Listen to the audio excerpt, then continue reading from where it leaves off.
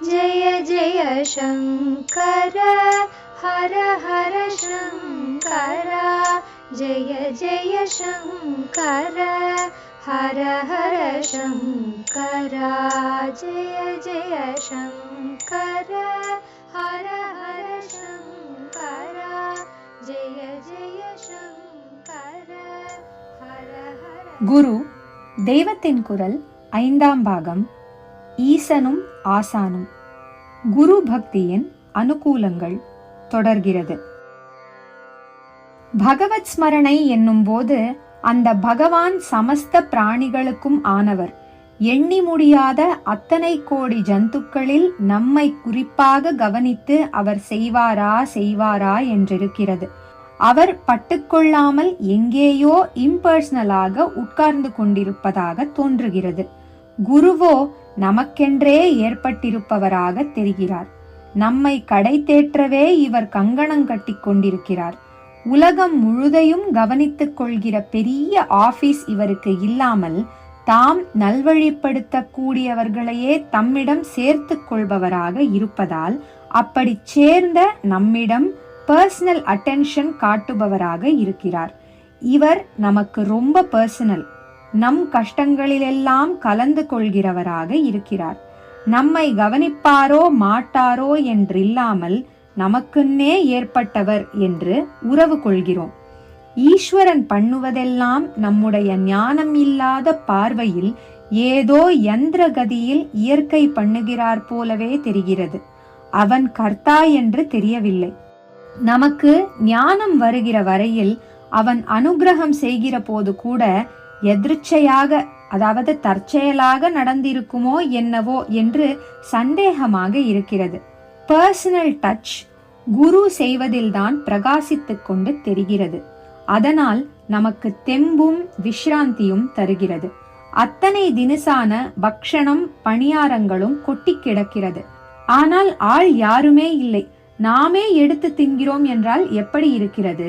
ஏதோ கொஞ்சம் கூழ்தான் என்றாலும் கூட ஒரு தாயார்காரி அப்பா குழந்தை சாப்பிடு என்று தன் கையால் கொடுக்கிறாள் என்னும் போது அது எப்படி இருக்கிறது? இந்த பர்சனல் டச்சுக்கு இருக்கிற ஆனந்தம் பஞ்சபக்ஷிய ஆகாரத்தில் கிடைக்குமா? அதையும் யாரோ பண்ணித்தான் இருக்கிறார்கள். நாம் சாப்பிட வேண்டும் என்றே கொட்டி வைத்தும் இருக்கிறார்கள். ஆனால் பண்ணினவர் தெரியாவிட்டால் பண்டத்தின் ரசானுபவம் ரொம்ப குறைந்து விடுகிறது. ஈஸ்வரானுகிரகத்துக்கும் குரு அனுகிரகத்துக்கும் இதுதான் வித்தியாசம். சுந்தரமூர்த்தி சுவாமிகளைப் போல இன்னும் பல மகான்களைப் போல அவனுடைய அனுகிரகத்தை அவனே சாட்சாத்தாக செய்வதாக கண்டு கொண்டு பெறுகிற வரையில் எத்தனை அருள் கிடைத்தாலும் கொஞ்சம் சந்தேகம் கேள்வி புறப்பட்டு கொண்டுதான் இருக்கும். இன்னொன்று வேறே, நல்லது கெட்டது எல்லாமே அவனிடம் இருந்துதான் என்கிறார்கள். மாயையை ஏவிவிட்டு இத்தனை கஷ்டங்களை உண்டாக்குவதும் அவனுடைய விளையாட்டுத்தான் என்கிறார்கள். பராசக்தி ஞானியை கூட பலவந்தமாக பிடித்திழுத்து மோகத்திலே தள்ளுகிறதுண்டு என்று பயமுறுத்துகிறார்கள். துர்கா சப்தசதி 1.55.6. ஈஸ்வர சங்கல்பம் நமக்கு தெரியவே தெரியாது, புரியவே புரியாது என்று முடித்து விடுகிறார்கள். குடைராட்டினத்தில் பொம்மைகளை வைத்து இஷ்டப்படி சுற்றுகிற மாதிரி ஈஸ்வரன் சர்வ பிராணிகளையும் மாயையில் வைத்து ஆட்டுகிறான் என்று பகவானே சொல்கிறான். கீதை 18வது பாகம் 61ஆம் ஸ்லோகம். ஆனதினாலே அவனை ஸ்மரிக்கும் போது நம்ம கிட்ட எப்படி விளையாடுவானோ, கரைதான் சேர்ப்பானோ, இன்னும் நன்னாத்தான் அமுக்குவானோ என்று பயம் ஏற்பட இடம் இருக்கிறது. குரு இப்படி இல்லை. ஈஸ்வரன் ஞானம் மாயை இரண்டுமாக இருக்கிறார் போல அல்ல குரு. ஞானத்துக்கு மாத்திரமே அவர் இருக்கிறார்.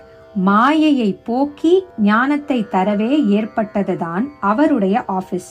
கெடுதலானதற்கும் ஆசிரியமாய் இருப்பவர், மாயையை ஏவிவிட்டு கஷ்டங்களையும் கொடுத்து வேடிக்கை பார்ப்பவர் என்று அவரை பற்றி சொல்லவே முடியாது.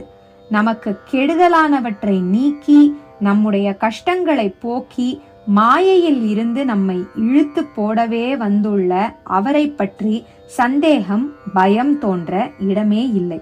இதனாலெல்லாம் தான் பகவத் ஸ்மரணையை காட்டிலும் குரு ஸ்மரணை அதிக சாந்தி என்பது. ஸ்மரித்து தியானித்து பார்த்தவர்களுக்கு தெரியும். ஒருவரை ஸ்மரிப்பது தியானிப்பது என்றால் என்ன? அவருடைய ரூபத்தை, காரியத்தை, குணத்தை நினைத்து பார்த்து பார்த்து மனசை அப்படியே அவரிடம் கரைந்து நிற்கும்படியாக செய்வது. காரியம் என்று எடுத்துக்கொண்டுதான் இத்தனை நாழி சொன்னேன்.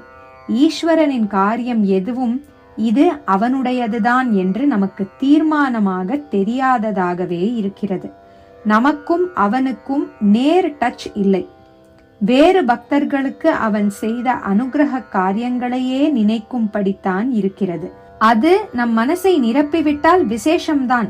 திரௌபதி மான சம்ரக்ஷணம், குச்சேலானுகிரகம், கஜேந்திர மோக்ஷம், இப்படி எத்தனையோ எல்லா தெய்வங்களை பற்றிய புராணங்களிலும் இப்படி அநேக அனுகிரகங்கள், இன்னும் பலவிதமான லீலா காரியங்கள், ராசலீலை, ஈஸ்வரனானால் ஆனந்த நடனம் என்றிப்படி ஞானோபதேசம் கிருஷ்ண பரமாத்மா அர்ஜுனனுக்கு பண்ணியது, தட்சிணாமூர்த்தி சனகாதிகளுக்கு பண்ணியது என்றிப்படி பலவிதமான காரியங்கள் இருக்கின்றன. ஆனால் நம்முடைய அரைவேக்காட்டு நிலையில் அவற்றில் நம்மால் எவ்வளவு தூரம் முழுக முடிகிறது? வேறே யார் யாருக்கோ அவன் பண்ணியதில் நம்மால் எவ்வளவுக்கு மனநிறைவு பெற முடிகிறது? அவர் எங்கே, நம்ம எங்கே, அதெல்லாம் நமக்கு கிடைக்குமா என்று குறைந்து கொண்டு வருத்தப்படுவதாக கூட ஆகலாம். ஆனால் குரு ஸ்மரணை என்று நினைத்து பார்த்தால் நமக்கே அவர் நேராக எத்தனை செய்திருக்கிறார் என்று நாம் மட்டும் நன்றி அறிவு மறக்காதவர்களாக இருந்தால் அநேகம் அகப்படாமல் போகாது. நாம் யோக்கியதை மீறி ஆசைப்படுவதில் அநேகம் அவர் பூர்த்தி செய்யாமலும் இருக்கலாம். ஆனால் நம் ஸ்திதி என்ன என்கிற நினைப்பு இருந்து நன்றி அறிவும் இருந்துவிட்டால் நமக்கு அவர் செய்து வருவதே அதிகப்படி என்று தெரியும். நாம் சீர்பட வேண்டும் என்று எவ்வளவு முட்டிக்கொள்கிறார். அது தவிர எத்தனை வைராகியம் சொன்னாலும் இந்த மனுஷ ரீதியில் ஒரு வாஞ்சை, வாத்சல்யம் என்று நம் நிலையில் ஆலம்பனம் வேண்டியிருக்கிறதே, இதையும் கூட எவ்வளவு நன்றாக பூர்த்தி செய்கிறார். நம்முடைய யோக க்ஷேமங்களை எவ்வளவு அக்கறையாக கேட்டுக்கொள்கிறார். நாம் மறந்து போயிருக்கும் போது கூட அவரிடம் போயிருந்தவர்களிடம் நம்மை பற்றி விசாரித்து பிரசாதம் கொடுத்து அனுப்பியிருக்கிறாரே. வெயிலில் போகாதேடா, பட்டினியா போகாதேடா என்று எத்தனை பிரியமாக சொன்னார் என்று இப்படி நம்மை பற்றியதாகவே குரு செய்திருக்கும் அநேக காரியங்களை பற்றி ஸ்மரித்து ஆனந்தமாக நிறைந்திருக்க முடிகிறது. குரு பக்தியின் அனுகூலங்கள் நாளை தொடரும். ஜெய ஜெய சங்கர, ஹரஹர சங்கர, மகா பெரியவா சரணம். जय जय शंकर, हर हर शंकर, जय जय शंकर, हर हर शंकर, जय जय शंकर.